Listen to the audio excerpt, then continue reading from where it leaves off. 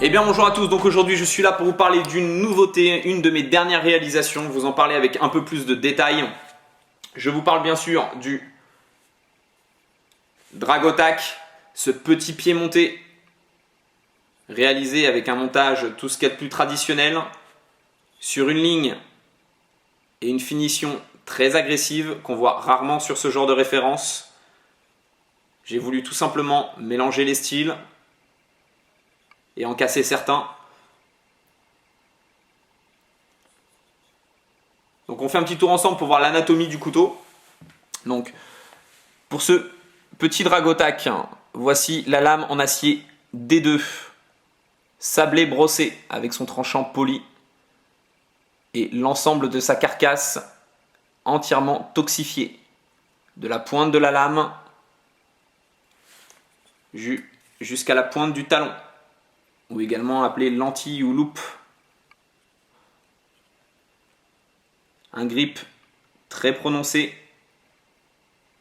qui reste très confortable. Un manche avec deux plaquettes en G10 vert olive entièrement toxifié. Donc un couteau entièrement toxifié du dos du manche, de la pointe du manche jusqu'à la pointe de la lame. C'est ça qui va lui donner cet aspect très agressif, certains diront préhistorique. Comme vous avez pu voir sur la dernière vidéo de présentation, c'est un couteau qui est parti à la base sur les lignes de mon Rhino. Je suis parti sur les lignes du Rhino pour travailler les premiers jets, les premiers croquis. Et après, en retravaillant d'autres croquis et bien sûr en réalisant la pièce dans sa totalité à l'atelier, d'autres détails sont venus. Et voilà est sorti de l'œuf le petit Dragotac. Donc ça, c'est la version d'origine. Donc le pied monté, certains le savent déjà, mais c'est un petit rappel. Le pied monté ne s'utilise pas comme un couteau traditionnel équipé de verrouillage type liner lock, frame lock ou lock back et d'autres locks très connus sur le marché aujourd'hui.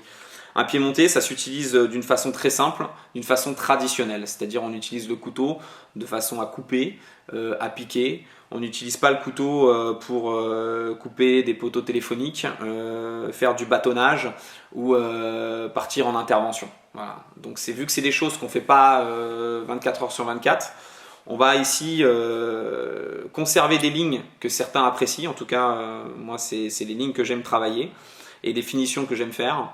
Mais garder quelque chose de très agressif en main. Mais par contre, avec un usage plus traditionnel, plus doux. On va tout simplement parler comme ça. On va parler maintenant des 4 éléments qui vont permettre de sécuriser un pied monté. Parce qu'un pied monté, c'est pas qu'un couteau, dès que vous l'utilisez, qui va se refermer automatiquement sur vos doigts. Ça, c'est pas vrai. On a souvent peur d'utiliser un pied monté à cause de ça. Maintenant, aujourd'hui, il y a certains pieds montés, quand on achète un pied monté, c'est pas pour l'utiliser comme un barbare. Maintenant, l'avantage de celui-ci, c'est que j'ai essayé de pousser les choses dans le cahier des charges et dans la façon de le travailler, de façon à pouvoir utiliser le couteau de façon un peu plus poussée, de ne pas avoir peur de sortir le pied monté pour des travaux un peu plus costauds.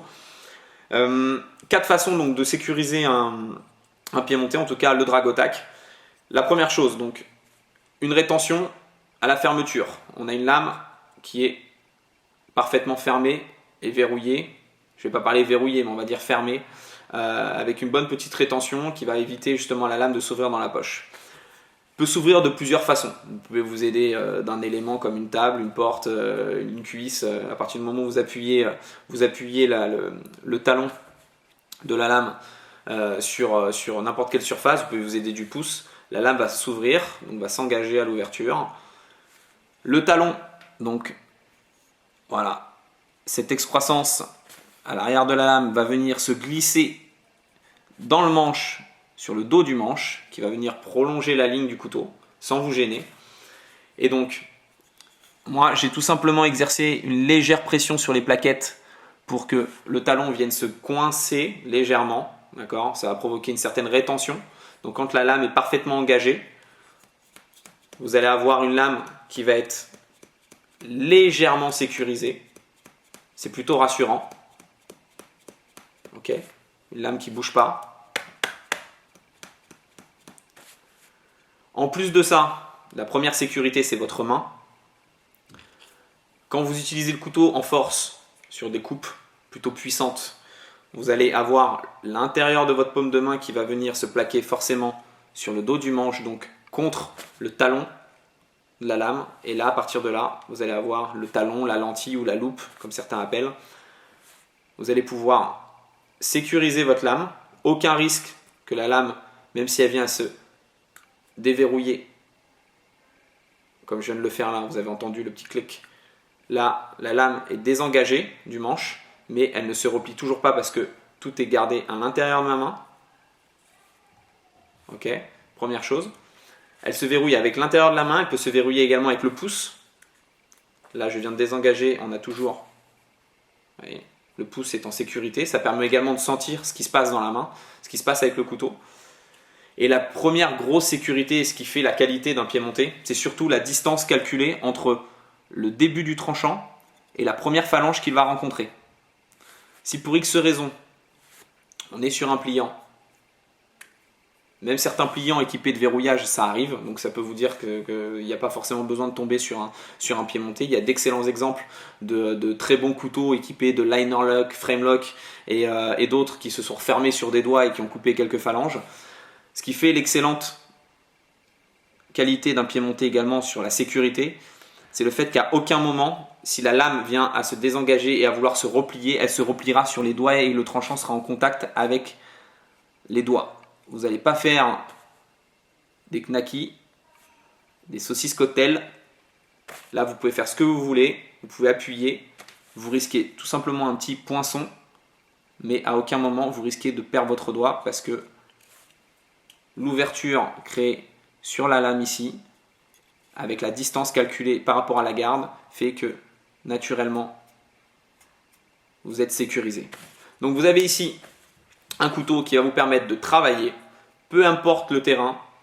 À partir du moment où on est sur un usage traditionnel, d'accord, vous oubliez forcément tout ce qui est bâtonnage, tout ce qui est vraiment des grosses forces à exercer sur le dos de la lame. Si vous voulez travailler un petit peu avec la pointe, vous pouvez, à partir du moment où ce n'est pas des coups d'estoc de folie. Hein. Ça, c'est la première chose. Mais si toutes les forces sont exercées sur l'ensemble du tranchant, la lame va forcément demander qu'à rester en place. Elle va exercer une force sur l'arrière. Donc, votre couteau sera toujours en place sans aucun souci. Donc maintenant, pour passer très vite sur le chapitre self-défense, couteau de combat et tout ça, on n'est pas du tout là pour ça. Même si la ligne pourrait dire oui, on a envie de s'amuser un peu, c'est un couteau qui peut demander à travailler, pourquoi pas. Comme tous les couteaux que je fais en général, ils ont tous le cœur à vouloir partir en exercice et pourquoi pas travailler un petit peu. Maintenant là, on n'est pas là du tout pour ça. Maintenant, un mouvement de coupe comme ça dans une assiette ou comme ça dans une assiette ou un mouvement de coupe comme ça reste le même. Il pourra quand même bosser. La seule chose à éviter, c'est ce genre de choses. Maintenant, on reste sur un pied monté, donc usage classique. Voici le Dragotac dans une version plutôt compacte. Je vous présente aussi le Dragotac avec une petite variante au niveau du manche et de taille dans une version un tout petit peu plus grande, toujours avec les mêmes caractéristiques.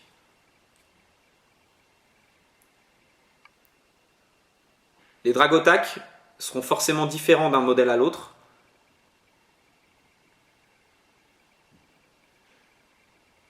Quand ils sortent de l'œuf, ils ont forcément des têtes différentes, même s'ils sont issus de la même famille. Voici un autre type de Dragotac avec une ligne de lame avec des grosses variantes, mais c'est faisable. Et on est toujours sur du pied monté. Donc le pied monté, vu qu'il y a une légère rétention, vous allez pouvoir appuyer et le déloquer de cette façon-là. Vous pouvez aussi tout simplement le taper sur un coin de chaussure ou un coin de table, il va se déloquer naturellement. Voilà. Et on est toujours sur les mêmes systèmes sécurité pour éviter justement la blessure, peu importe les lignes. Donc voilà, le petit Dragotac, un pied monté aux lignes vraiment pas traditionnelles.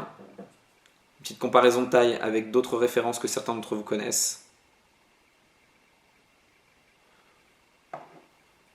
en comparaison avec une petite pince Letterman Wave.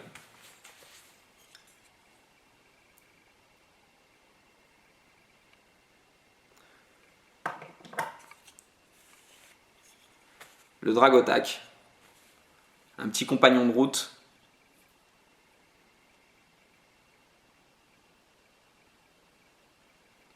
Hauling bestial.